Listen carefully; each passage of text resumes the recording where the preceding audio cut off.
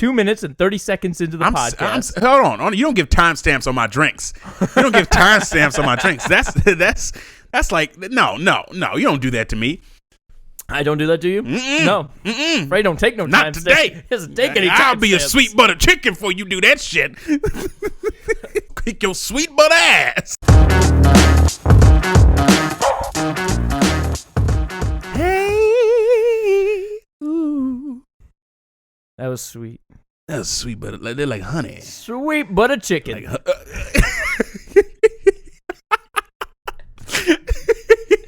where did that come from? He's a sweet butter chicken.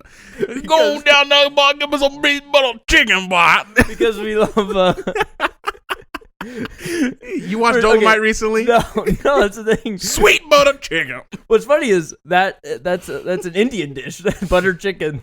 Not the way you said it. No, I It know. was not an Indian dish the way you I said it. am a multicultural person. You trying to get invited to the cookout? I'm gonna invite Tyler. I don't know why that sounded real. Like that sounded like that was an actual saying. There's something about the way butter rolls. Something's gonna happen, and you're gonna be like, something's gonna happen. You're gonna be like, sweet butter chicken. Oh God, what's happening? Oh God. Tyler Perry's gonna call me, be like, "You booked it, man. You booked it. Oh, sweet butter chicken." Say it again for us, Tyler Gaylord. Sweet butter chicken. We got a new role for you, actually. You moving on up in the world, Tyler. Moving on up. Oh, you got a place in our heart. Yeah, welcome to the watering hole. You're drinking again.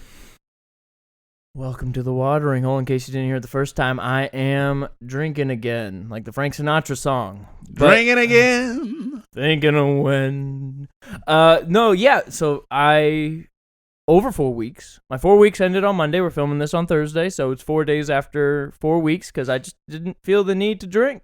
Even though I'd hit the benchmark, just didn't feel right. So this is the first drink that I've had in over 4 weeks, and it's on the watering hole. And you're already halfway done with That's yours. not halfway. That is you were exaggerating. 3/4. I am a fifth through. Freddie goes, fill up mine, because I want to make this through the whole podcast with it. This dude, 2 minutes and 30 seconds into the podcast. Hold on. You don't give timestamps on my drinks. You don't give timestamps on my drinks. That's like, no. You don't do that to me. I don't do that to you? No. Freddie don't take no time. Not today. He doesn't take any time. I'll be a sweet butter chicken before you do that shit. I'm going to kick your sweet butter chicken. I'm going to kick your sweet butter ass. Don't ever say that to me. I don't know if you're trying to fight me or have sex with me or both. I'm like really confused right now. I'm going to kick your sweet butter ass. Do you watch Blackish? No, I always wanted to. So I haven't watched it at length, but one of the lines that Lawrence Fishburne has, he said, "Boy, your breath smell like wide open ass." and I was like, whoever wrote that is genius, because I didn't know Lawrence Fishburne was in Blackish.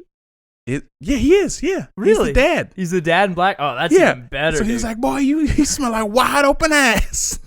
It's like, oh, that's great. Oh, shit. That's great. Yeah, that's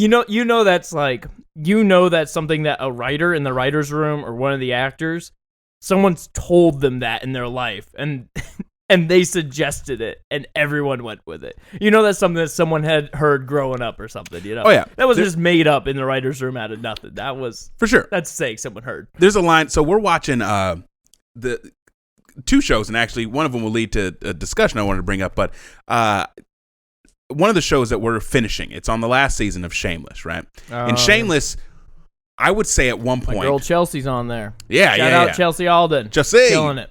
One of probably in my top 5.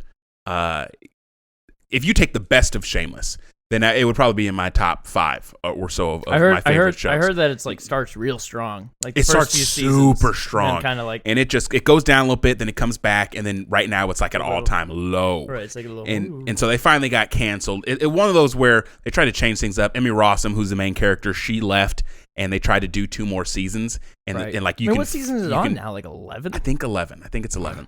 Shows do not do well. I mean, I guess Always Sunny proves otherwise. Anyway, continue. Some do, but there's this line, and I might mess it up a little bit, but there's this line that felt like it was just golden. Like, the only thing that interests me about the Shameless plot is Mickey and Ian, who are two gay lovers. And Mickey started as like the bully, and they end up, classic cliche, his bully ends up being gay. And their relationship is hysterical. And Mickey is like this hardened, like, he thinks the answer is just like, let's fucking kill him. Like, well, why aren't we killing him? What's going on? And so, like, that's he grew up just in all sorts of mischief. And they're talking about making some gay friends. They're like, we need to make some friends. And he was like, the line he said was, you already told some people. He was like, great. So you told a bunch of people that I don't like getting my ass eaten, and I got to go out there and kill a bunch of people. When he said the line, I was like, that's a juicy line. That's just good. He was like, you told people that I don't like getting my ass eaten, and I got to go out there and kill everybody. Where he's like, this is how I feel I would be if I was a gay man. Yeah, if I knew I didn't want my ass eaten, I'd have to go out there, and someone else is just out there spreading the news. Thinking about that. What's funny is that, like, I feel like it's normal, relatively normal, to not want your ass eaten. I feel like it's not an uncommon thing. What reminds me of, though, when you first told me, because I haven't watched Shameless, but what reminds, when you're like, yeah, he's the bully, and he's like, he's gay. I'm assuming in the earlier seasons, no one knew quite that he was gay. No, not at all. Right, and it was like, not at all. This, it reminds me of the Key and Peele skit, the bully who says like everything that's actually happening, like all the subtext. And he's like, why are you doing this? And he's like, I've been having secret thoughts about the other boys in school. Like, give me that. I'm afraid of what these thoughts might mean. Like, oh yeah. So I take it out on you. Oh yeah. It was great, man. Sometimes you just hear some lines in a movie or a show, and you're just like, God, that's there's no fat on that. That's a clean line. Can't trim that anymore. That's just delivered perfectly. Signed, sealed, delivered. I'm yours. All right, so you were watching Shameless, and then you said the other show was the other show is The Walking Dead, which also would probably be also in its like 11th season. Yeah. You're just a man who's dedicated. I'm loyal. You're loyal. The Walking Dead is one of those shows where I totally get why people don't watch it anymore. I 100% get it. It's like your favorite show, too. Take it at its prime, and it's in my top 5, for sure. And that's a hard thing to say. When you look at, like, there's a lot that I would consider in my top 5 that it's like you have to take them in their prime. Because if you don't take them in their prime, they have a moment in the run where it's just like Californication. I used to love that show. It got so bad. Dexter last season, so bad. They're now rebooting it. We'll see how that goes. They're like season 6 or whatever. Never happened. Season 7. So it's like there's so many shows where it's like they do so well, and then if you just you die the hero or live long enough to see yourself become the villain. Like that's that's how it seems to go with these shows. It's true. And I was watching The Walking Dead, and there was this line that made me hot, man. Not in a good way. Not in a good way. Like a sweet butter chicken way. Not a sweet butter chicken hot. Okay, I wasn't hot and bothered. I was just bothered. And it was supposed to be this sweet moment, and I wanted to like murder the person who wrote this line. They go, friendship is when you think someone is perfect, even though everyone around them thinks they're broken. And that line killed my brain cells. Because and this could just be me, but I would almost argue that friendship is the exact opposite of that. That friendship is everyone around you is suggesting that you're perfect, and I'm the one willing to admit that, dude, I think you're broken. That to me is the UK. You ain't ready for a true friend. You couldn't just say that so nonchalantly. Look at me in my eyeballs. I might not use the words broken, but it's like everyone around you's perfect and you're broken.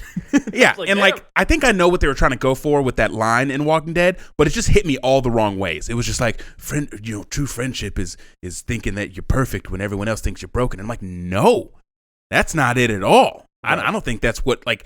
I think they were trying to go maybe for some sort of like a true friend sees through facades. Something like that. Right. But it started like me thinking about like that is kind of how a lot of people treat it. Like a lot of people have that sort of friendship is without conflict and friendship is without friction. And once people get to like the friction, once people get to the conflict, once things begin to get difficult, a lot of friendships just end. And to me, that's where the true friendships start. Sure. So to have a quote like that, it's like, okay, you're talking about the shallowest form of friendship. Everyone around you might not see I guess maybe they're going for everyone around you might not see the value in you, but someone looks at you and says, no, you're great the way you are. Sure, maybe that's what they were going for. That's like the shallowest level. But then there comes a point where you really get to test who's there for you is the people who can look at you and go, I see, like, if I become hot shit or you become hot shit, I've always told, like, Nathan, we would daydream about this stuff. And I'd be like, the key is you have to have someone who keeps you grounded, keeps you rooted in reality. You got to have someone who's willing to look at you and go, despite all this fame and flashy shit, like, you're fucking up. Like, I know your values and you're fucking up. You're not doing what you know you should be doing. And that to me is true quality friendship, is looking at what you appreciate, what you value, and holding you in line with those principles. And so hearing that someone would just be like, I think you're perfect even though everybody else think you're broken. It just... You had the accent on it? What accent did I even just have? I don't even know what that was. It was like, kind of like, it Is felt it the accent of giving up? It felt like sort of like rich, preppy, but also urban inner city. Like, I don't know what it was. Preppy, urban inner city. It was like, because you did the little head shake too. So it added like, I'm better than you type attitude. But there was like a little bit of it was just like, everyone else thinks you're broken. We'll just have to listen back. I can't even, I can't revisit that in my mind. There was an accent there. But yeah, man, I don't know what it was, but that quote just like pissed me off because it just didn't hit me right. What's funny is so we just got done watching Justice League, right? And there's not the Snyder cut, because we'll be getting to that eventually, but I had to watch the original to know just the improvements or not improvements the Snyder cut made. So me and Katie subjected ourselves to the original cut of Justice League. You made Katie watch it too? Yeah, well, I didn't make her. I told her, look, you can leave at any point. I said, I'm going to watch this. I even told her multiple times, are you sure you don't want to go back into the bedroom and watch something else you want to watch while I'm out here? Like, I felt like I was making a sacrifice, and I didn't need any other sacrificial lambs with me. Yeah. But she took it straight to the slaughter. And so we're watching. There's so many fucking bad lines. So most of them had to come from Wonder Woman. Like, they gave Gal Gadot nothing to say half the time. And there's just so many lines. I was like, oh, fuck. And every time I hear a bad line, be it the Walking Dead one or this, I just think from an actor standpoint, like, be like, you want me to say this? Like, you want me to say this? Booyah. Is that what you meant? Is that what we were going for? Is that the right emotion? Booyah. What is my intention behind saying booyah? Am I trying to make Batman feel good, or am I trying to make myself feel good and secure amongst this group of superpowered beings? Aquaman, you're like Maui, but you're not Maui. Right. You're like a different version of Maui, but you're a dark Maui. So do you want me to do a dance while I say it, or is that too much? Like, where are we going with these levels here? Yeah. And it's literally just half the time, though, as an actor, I'm like, you want me to say this? Like, you wrote it. That's great. But I'm the one who has to be in front of cameras of potentially millions of people saying this shit. And you setting me up to look pretty shitty. It's like Harrison Ford one time said during Star Wars, when he was filming the original ones, and he goes, George, write lip syncing with your mouth open. He was like, because you can write this shit, you sure as hell can't say it. Like, some of this stuff. Oh, you can write this shit, you sure as hell can't say it. And that's what, I don't know, that's like my first thought when I think of the Walking Dead one, where all the actors know that the show's gone downhill in quality. It's not like they're off social media. They see it. So then they think, well, fuck, like, this is just going to be another moment that's not going to look good. You know, so I think what makes me most upset about that line is that someone looked at that line, wrote it, and they were like, that's a good life lesson. Not someone. There's like writers' a group of people. Rooms. They looked at that and they were like, friendship is when you think they're perfect and everyone else thinks they're broken. And they were like, put that on the board. That's the lesson to be learned. Slapped it on the whiteboard and people went, Emmy nomination from that. And it really is, like, if we boil that down, it really is just it's just a shitty line. It's just a line that people put because, like you said, they wanted a sweet moment, but it's not true. At least not how we view it. Because perfect is the wrong word in my opinion. No one's perfect, right? Right. This whole like you're perfect the way. Here's the thing. So one of the things that that Peterson has said that stuck with me heavy from a while ago is that he had this whole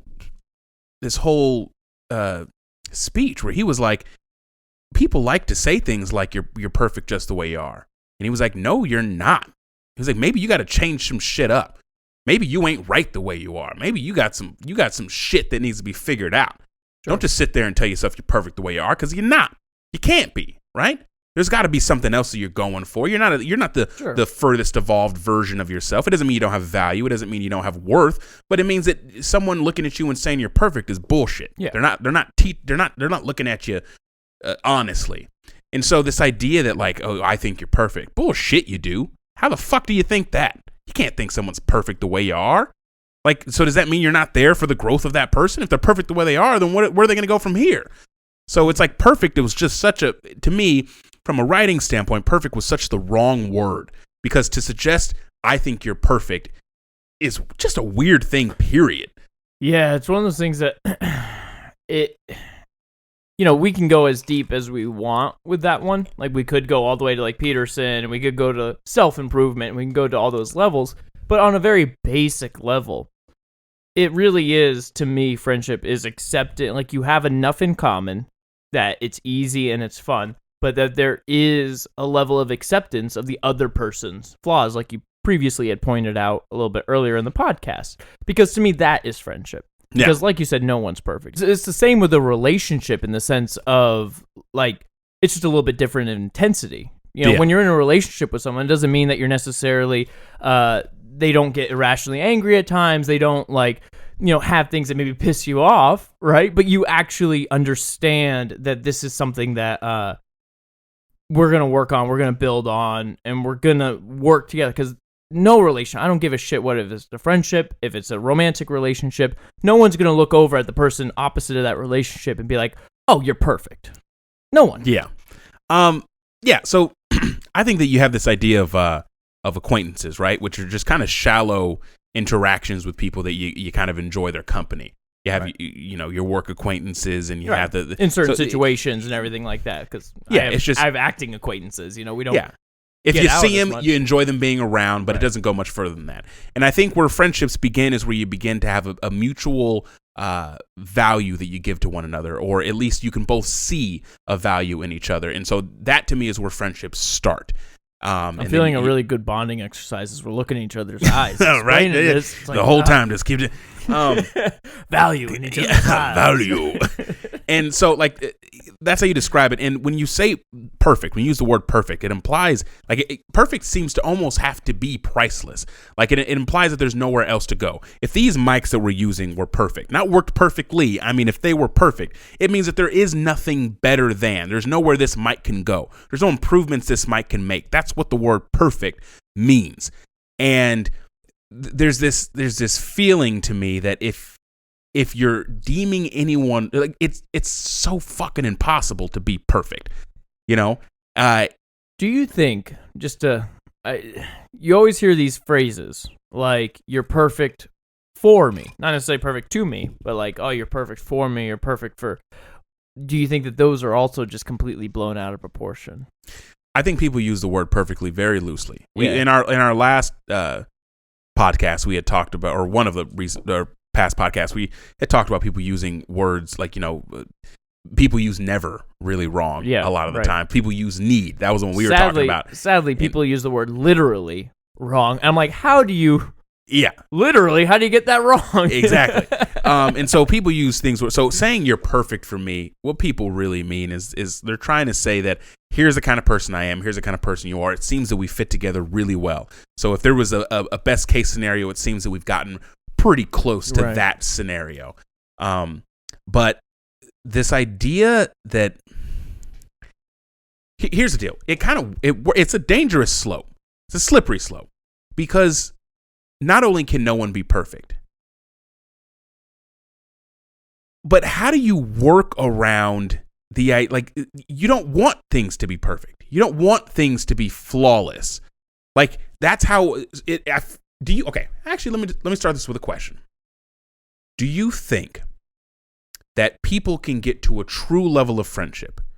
Let's say they call themselves best friends, and whatever you want to call is a true best friend. Do you think it's possible to get there without having gone through some form of conflict, and then the friendship was able to live past that conflict?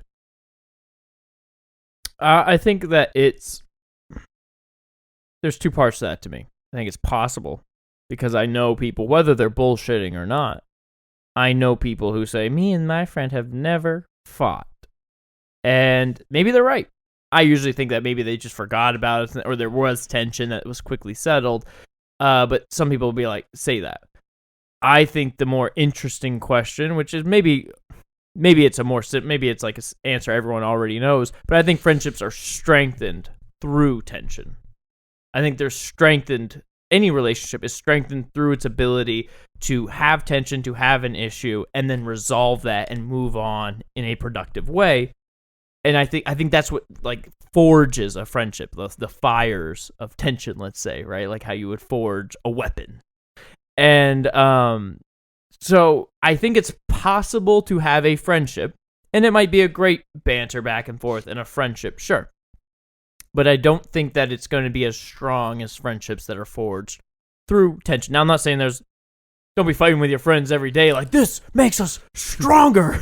I'm trying to be your better friend. Right. Don't be doing that. I think like occasionally like things just come up in life. And I feel like that's because you begin to share so many aspects of your life with that friend that it's natural that some things are going to happen that are just going to, rub each other the wrong way or something, and you just work through that. So to answer your question, I just think it makes it stronger. I do think it's possible, but I do question either the legitimacy of those claims of me and my friends have never fought, or I question the legitimacy of the friendship.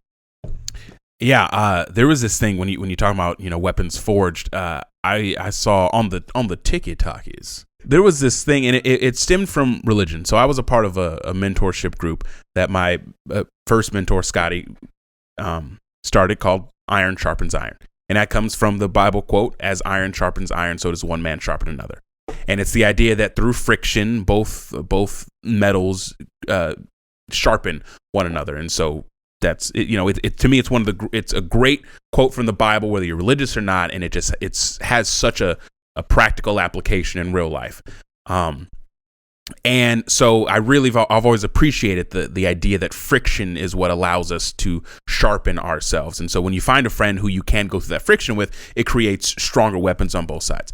But there was this thing on TikTok that I had never thought of it this way, and it stemmed from Christianity. It was talking about having uneven yokes and whatnot, and being pulled in different directions, and talking about dating a non-Christian. But if you remove all of that... Blasphemy.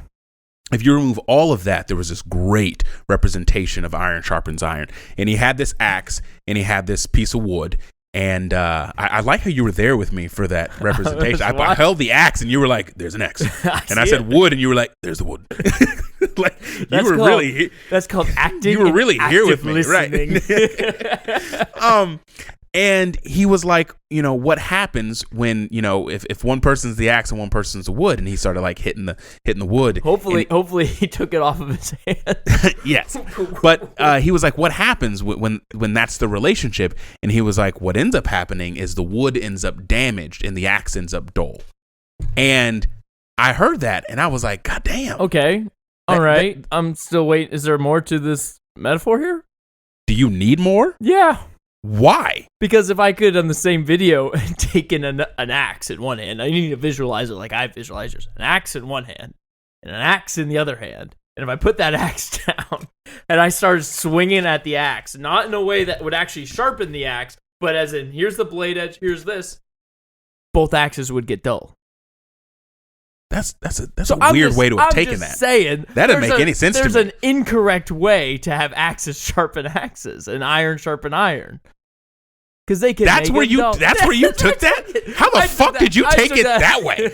Good Lord! I'm just saying. You were like, iron only sharpens iron when it's the proper angle and everything hits at the proper. That's a weird fucking way to take it. But no, hear me out.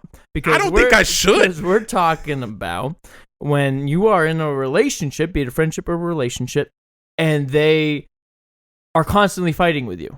That doesn't grow a relationship. That dulls a relationship, right? But iron sharpens iron in the way that, similar to a sharpening stone, you need the correct angle, you need the correct time to do it. You can't do it all the time. And so through small fights, periodically, a relationship gets stronger. But it would be the equivalent of constantly fighting with someone as if you just took two pieces of iron and started beating the shit out of each other with them. So here's the only... So that makes sense. And if you were to add on That's what I'm saying. to the metaphor, I could follow you. But because you did some stupid shit... I didn't do stupid shit. And you wanted to go, that don't make sense because the angle ain't right. This man beat up a piece of wood and went, that's a metaphor for life. Here's what works perfectly. So you have to hit the angle correct to sharpen iron. As iron sharpens iron, you have to hit the angle correct, right? If we're taking that route, correct? Bingo. It is impossible, regardless of angle, for wood to sharpen axe. Oh, I know. An axe to sharpen wood. Hey, I totally get what you're saying, but I thought it was funny to me because it's on the TikTok, which is apparently the premium way that we get our education in today's day and age. That like the video was like, here's an example of how, like, you know, certain things can't sharpen each other, and he chopped up some wood with an axe, and I'm sitting there like, okay, that's pretty simple, that makes sense, but it doesn't help the overall iron sharpen iron metaphor to me. Yeah, no, I guess you and I just don't agree at all on that. That would make any fucking sense. We came to a conclusion here, which is it requires the right angle. It's just weird that you say, like, yeah, okay, wood can't do it, but did you have the right angle if there were two axes? I'm just saying. I felt like his metaphor and his little TikTok, maybe it's because there's a time limit. I don't know if there's a time limit. It just felt incomplete, and I'm going to have to give this guy a C- for his project. God. Freddie's out here trying to break some good old TikTok. What's weird is that it's a great metaphor, and the message is so clear, and you're like, but there's bigger pieces. Like, there's more to it. It's an there's always more to it. I wanted to see more. I wanted more. You can't sharpen iron if you're not at the right angle. It makes sense. You don't have the proper heat. It makes sense. I got a knife sharpener. I can't just start scraping it against the stone. I got to have the right angle on the knife. But if you had wood, you could never sharpen it. I'm curious about this idea. At what point do you realize that a friendship or a relationship is not worth the relationship or friendship? Say it's great in a lot of areas, but let's say you do fight a lot of the times. Like, is there a moment where you go, because I always hear people stay in bad relationships because they use the excuse that this is how they can grow and get better. And I think on some level, that's acceptable. But there are some people where I'm like, dude, you just need to get out of that relationship. So at what point does that scale begin to tip?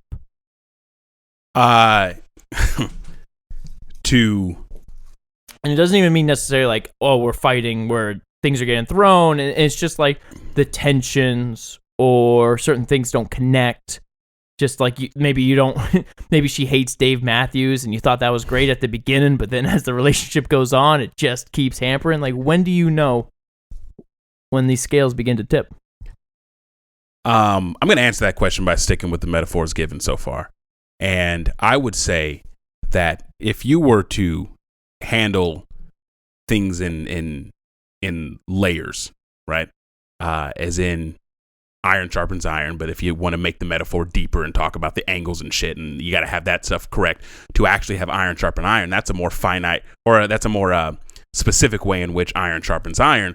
But I think at the point that you realize that there's constant friction, and you realize that one person's wood and one person's axe, and you realize that there is no mutual benefit to the friction, there is no possibility that through this friction we come out better in the end. So like conflict really does make relationships stronger, both in friendships, relationships. Like anytime you have a issue and you come together, if you can both clearly communicate what it is that's wrong, what it is that's bothering you, and you go through this process of not understanding each other, then fumbling through the dark until you can understand one another, what comes out on the other end is a relationship that is forged through some form of fire, and it's a little bit stronger than originally, and the durability of it increases.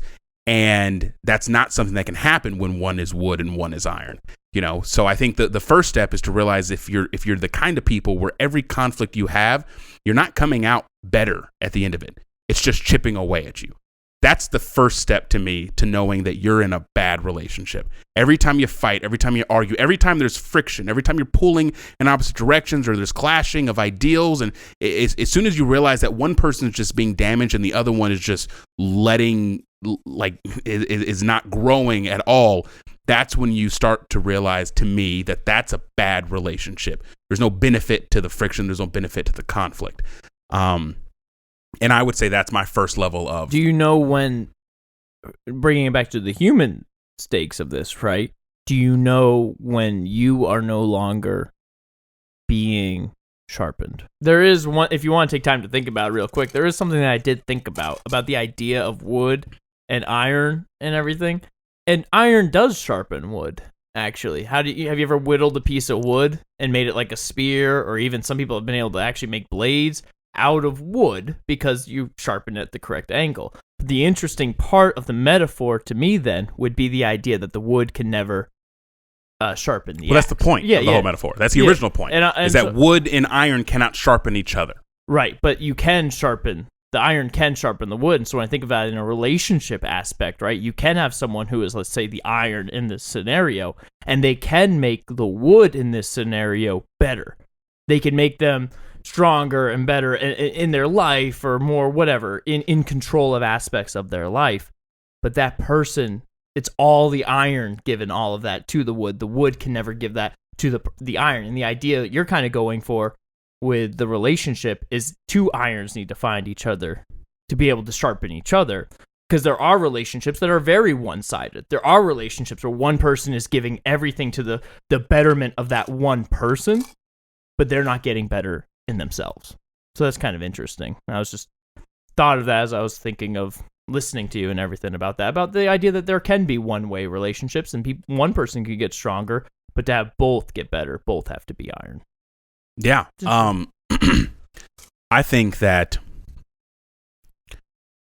if I envision myself as the axe, then I need to ask myself the question of if I'm in any kind of relationship, and I think we understand each other, that it's not just romantic relationships. It's any kind of two people having a bond with each other. So any kind of relationship that you have, you got to look at it and go, well, have I just been damaging the people that I'm around? That's probably the first question that I would like to ask myself. I think I'm a pretty dominant character, sort of an alpha type. And because of that, then I think the first place is to look at the people I'm around, the people who I have conflict with. Am I only damaging? If they are wood, am I at least sharpening them? That's the first layer I would think, is to go, what damage am I doing?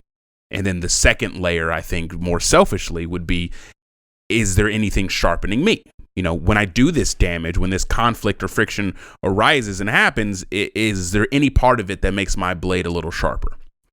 And I think between those two initial questions, you kind of have a good path to start down as far as to figuring out if you're in the proper kind of relationship with whoever you're with, because there is, you could take a fucking analogy and beat it to the ground in many layers, but it is an axe on wood. Exactly. There is certain, although I think you're like vastly stupid with your response. Now that doesn't sound like iron sharpening iron right there, buddy. That sounds like iron trying to beat down other iron, and I don't appreciate it. Yeah, we're both dented, both dulled. This is not helping make us better. Although I think that your initial response kind of misses the point that it was talking about, I do think there is something to be had about that angle in the proper way in which you do it. That adds layers to the concept of that, even when you get to a point to where I was having a conflict with someone recently, and they had felt that, like, what's the point of the conversation? If the conversation doesn't go anywhere pleasant, if the conversation ends poorly, well, what was the value or purpose of that conversation? Did they use the word pleasant? No, of course not. Okay, because I'm wondering, like, 'cause that's a pretty key word there, as if they're inferring that conversations have to end in a pleasant way at the end. So they said it ended badly. Okay. It ended with I mean, specific details here and there, but sure. the point that they're trying to relay is that, look, the conversation ended poorly. It didn't end well. I don't feel like we accomplished much, and now we're more upset than we started. That's sort of their feeling. And they said, well, that makes me think that we should just not have that conversation in the first place. And the first thing that kind of goes through my head with that is that, well, are you basing the value of this process where you and I sit down, discuss things? Are you basing the value of that process only on the outcome? Or is it that the process itself has value, which means that although it ended poorly, maybe it didn't have to. Maybe why it ended poorly has something to do with you and I. Maybe we did something bad that ended in a bad result, but the process itself has value. I guess what I need is a little bit more clarification of the idea of poorly, right? Because I can think of a number of conversations I've had where it leaves both people uncomfortable, awkward. Sometimes people go, I gotta go type conversation where it's just like, I gotta get out of there, but real truth was spilled. And it's a conversation to think on, and it's a conversation where once you take a step back, the messages of that conversation start to sit in your brain longer, and then a few days later, you're ready to either accept that truth or confront whatever it is, right? So I think that there are some conversations that would end technically poorly, but ultimately are so much better in helping us get further along down the path of growing. Sure. And so I'm kind of curious, I guess it just depends on the actual definition of poorly, because there are some that I think are for healing, and then there are some that are just like, this was useless. I think the idea here was that two people are more upset than they were in the beginning of the conversation, and no solutions were really had. And so at the end of the conversation, it's sort of like, what did we really just accomplish? Yeah. It's the basic principle of it didn't go the way you wanted it to go. And because of that, you view the process as something that's not worth it. You know, if things did go poorly by definition of no solution was had, both people feel worse than they did going into it. There tends to be an acceptance that because it ended poorly, the process itself loses value. What's the point of even having this discourse? I know that you're talking about a specific incident that happened with you and someone else, right? Did you know that the conversation would go there when you started the conversation? No. Or did it find its way there? Okay. It found its way. So that was my point, was they were like, what's the point of even talking? You're like, I didn't know it would get to this. And my thing was like, but we only got there because you and I must have failed somewhere. Yeah. Like the nature of the discourse, the act of saying, I see you have a problem. I have a problem. Let's sit down and talk about it. That is valuable. And it could have gone anywhere. And it could have gone anywhere. We could have reached all of the solutions we wanted if both of us had maybe done something differently. But it doesn't change the fact that the act of sitting down and saying, let's solve this is important and it's valuable. Yep. And so I don't know how the fuck we got here, but I think it's interesting though to think about, because at the end of the day we're talking about, sharpening iron. That's what we're talking about. And sometimes I think as long as the attempt to sharpen is, again, we're going to beat this analogy to the ground, but even when you go sometimes to sharpen a blade, sometimes you do the fucking wrong angle and the blade's even a little bit, maybe not as dull as it was before you started sharpening, but it still takes some more time to keep getting it sharpened. There have been times I've sharpened knives and I fucked it up, but that's not your intention going into sharpening the knife. It's just how do you proceed after that to fix it? See, to me, it's not even about intent. The one thing that I wanted to nail home in this particular situation, in this conflict that I had, was that it's not about the intention of sharpening. It's about, is there even the possibility of it working? So if you do have axe and you have wood, there's no possibility of the wood sharpening the axe. Sure. It's just not a thing. Right? And so when you do have yourself in a situation in which there is a possibility that this is going to end positively and make us both stronger, that's a good place to be. And sometimes it won't happen. That doesn't mean that the value's not there, because all you have to have is the possibility that if we properly conduct ourselves through a moment of conflict, we can come out stronger. And that's where I'm going, where, like, to me, you kind of use it in a different way, but to me, the intent as well is very important, which is why I was asking you if you knew where that conversation could go when it started. Because as long as I feel like you're intending, similar to what you're saying, as long as you feel like you're intending to try to come out of this sharpened and both people are better, the conversation, then that's a fine conversation to have. I think there are some conversations people have where their intent is not to sharpen. Their intent from the beginning is to beat down somebody or to make, and then obviously the inevitable result is two people feeling pretty shitty, right? Like it's that same result. Well, yeah. So I think as long as the intention of these conversations or the intention of the relationships, if we're going back to the original question, is to try to sharpen each other, that's what's important. And I think too many people don't go in with that intention. Yeah, I think what you just said, plus always the possibility, and which kind of that's the question you asked me. Yep. When do you know if a relationship is even worth it? As soon as you realize that there's not even a possibility of us sharpening each other. We're two different people. As soon as we clash, someone's damaged, someone's dull. Like, that's where you go, okay, that can't happen. You have to look at it and go, is there a possibility that we can come together and end up stronger, in the long run? And then you go, okay, so then what is our intention? Are we making sure that's correct? Are we both looking at this going, my intention is to strengthen us both? That's why we have this conflict, is to end up stronger in the end. Those two connected is kind of how it needs to play out. I think everybody, with your friendships, relationships, I think anybody listening to this, focus on that. Focus on what is your intention going in with these relationships. Is there sometimes people in this relationship are wood and you are iron, or vice versa? And figure that out, because without the intention of trying to sharpen each other, I personally feel that relationships often become stagnant or relationships fail. And that's where I'm going to leave it. Yeah. I don't have much to add to that other than the fact that you got to be able to look at it and go, I'm only being damaged right now. And equally have to look at it and go, I'm only doing damage. Yeah. Just because you're not being hurt doesn't mean that things aren't going poorly. And I think you have to look at both sides of that.